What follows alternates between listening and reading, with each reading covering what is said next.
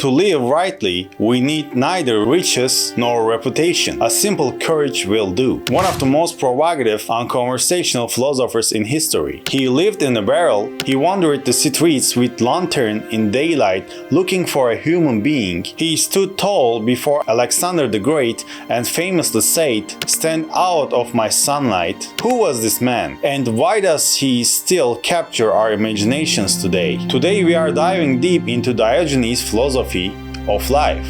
Beyond the myths, what is this philosopher who challenged the very foundation of existence, societal norms, and individual freedom, really trying to tell us? Diogenes didn't just preach philosophy, he lived it. In this video, we will explore both his rebellion and his radical freedom. Diogenes' philosophy: Cynic living and freedom. At the core of Diogenes' philosophy lies self-sufficient and living in harmony with nature. He rejected societal rules, traditions, and false values. He didn't just theorize. He built a philosophy throughout how we live. In a modern sense, he was a critic of life itself. What makes him extraordinary is that he didn't just say these things, he embodied them. He wore simple clothes, owned almost nothing, and lived on the streets. His philosophy wasn't spoken from podium, it encoded from pavement. He believed philosophy must be tested not in books, but in life itself. One story goes that he once walked bustling market filling with goods and said, "How many things there are that I do not need." Cynic philosophy encourages individuals to shed artificial desires and social roles to return to their true nature. Diogenes took this to the extreme, not just in thought, but in practice. For him, to live virtuously meant obeying the laws of nature, not those of society. And that raises the question, if every rule is a construct, who are we really living for? A radical in ancient Athens. Diogenes lived in 4th century BCE Athens, a time when post-Socratic philosophy was both flourishing and diversifying. His intellectual forefather was Socrates, but while Socrates questioned public in life, Diogenes went further, targeting private life too. His questions were mood grounded. What do we really need? Who decides how we should live? And why? At the time when the city-state, the polis, valued hierarchy and status above all else, Diogenes challenged every pillar of the system: wealth, family, civic duties, even religion.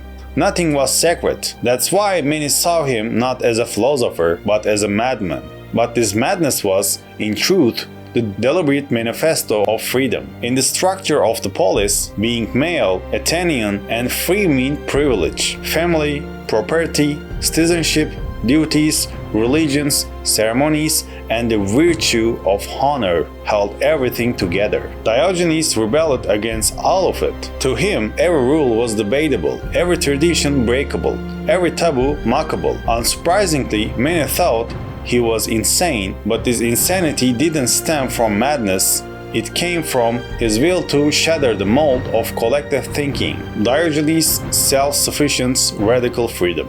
Diogenes' life was a philosophy in motion. For him, freedom wasn't just the absence of domination. It was freedom from possession roles and expectations. In other words, not just political freedom, but internal liberation. He believed the deepest slavery didn't come from outside, but from within, from our desires, fears, comforts, and social conditioning. His clothing, shelter, even food were as minimal as possible. One story tells of he saw a boy drinking water with his bare hands and promptly threw away his cup. For Diogenes, anything unnecessary was a chain to be broken. Here, we can draw a parallel with it, the Consultation of Philosophy by Boethius. Like Diogenes, Boethius argues that true freedom doesn't come from external sources, but from inner independence. Wealth, power, and status are illusion, not liberators, but traps. Diogenes embodied this idea. He rejected comfort so that he could never be anyone's slave, because for him, real bondage begins with what we own. The counter view, Plato and the ideal order. Plato believed A good life required a structural society, a just state, and virtuous education system. Diogenes believed the opposite. True virtue grows outside the system. Plato often dismissed Diogenes, calling him Socrates gone mad, yet even that insult provides Diogenes' influence. For Diogenes, Plato's ideal state was just fiction. Life, he believed, should be lived raw, in the street, not the abstract ideas. The contrast poses a powerful question. Can a person truly be free within the system or only outside of it? Diogenes in the modern world. Social media and the false self. Today, we lived almost opposite to how Diogenes did. Thought curated identities, digital status contests, and visibility obsession. If Diogenes were alive now, he did probably scorn follower counts and rage against inauthentic content. Sociologist Erving Goffman's impression management theory explains this well. People perform on a public stage while hiding their real selves backstage. Diogenes tried to tear that stage down. His philosophy remains revolutionary in a world full of masks. Own less, be more. Where does individual freedom begin and end? Diogenes glorified personal freedom, but it raises thought questions. Is it ethical to reject most social norms? In the Cynic philosophers, from Diogenes to Julian, we see that later thinkers interpreted Diogenes in different ways, bleeding his ideas with various ethical approaches. Thought his Cynics always valued personal liberty. Some tried to balance that freedom with social responsibility. This shows us something important. Philosophy isn't a one-size-fits-all solution. It evolves with time and context. Diogenes helps us trace the fine line between freedom and ethics, because if freedom ignores the rights and well-being of others, it risks becoming hurtful. Conclusion. Critical reflection. Diogenes doesn't just ask us how to think, he asks us how to live. His philosophy isn't a theory, it is an action. Thought simplicity, confrontation, and defiance, he tries to reach the core of existence. His life wasn't just an ancient protest, it's still a living challenge to modern society. He stripped down the concept of freedom. It wasn't a political right or an economic privilege.